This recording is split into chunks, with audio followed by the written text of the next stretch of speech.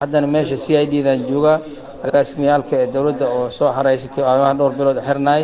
qolkoodan ku jira xabsi banaanan waxaan idin sheegaa anigu caafimaadkayga taam waaye maama arbaa koolfiido waan ka soo wacay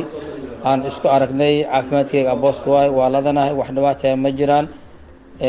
tan kale dadaal waa waxaan u socdo oo dadka xuquuqdan maqan seeb ku raadinaysaa ayaa dooda iyo dagaalka socda intaas waaye wax kale dhibaato ma laha aniga lugta aan ka jiisay lugta oo ujeedeen lugta hadda kor dhaawaca ku dhacay maadaama weerar culays weyn soo galiyo wax alla wixii la haayo ilaahay wadiis ilaahay uu soo badbaadiyay darbi aan ka booday ayaa lugta iyo murqacasho waa lugtaan oo ka hitinayo laakiin xabadna iguma taalo jug dhowna ma qabi wax kale oo culays kale haddana meesha CID-dan jooga agaasmiyaalka ee dawladda oo soo xareysatay aan dhowr bilood xirnay qolkoodan ku jira xabsi banaanan ahay xabsi banaan ay xurrimaan haysanin laakiin haddii idinka awoodda ilaah baa iskale oo doodaas 58 ka state oo maanta ka banaan baxdaan oo safaarooyinka aad tagtaan oo ninkayna qalada lagu haystaa gurigiisa lagu soo weeraray aad tiraahdaan wax walba isma caalamkan uu ogaanaya hadduu alla yiraahdo waana la ogyahay aniga gurigayga iska joogo oo iska fadhiyo ayaa weerar lagu soo qaaday oo cirka iyo dhulka wax aan leeyahay reebanin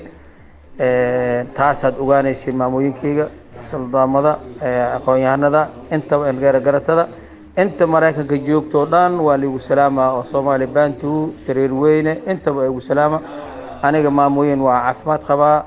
ninkana hadduu hool ku jiro ama halgan ku jiro wax walba way qabanayeen waan ku sawarsanahay taas dadkayga maanta xor noqdo oon aniga u dhinto wabataan hore ballanta u qaaday waa dadkayga inaan u dhinto oo ayagana xornimo ay helaan waa tan u qaatay yaraan dhalina waa ku dhintay wiil kale oo anigana aan adeer u ahayn waa ku dhinteen Allah ya rahma qaarna waa u dhaawacan yihiin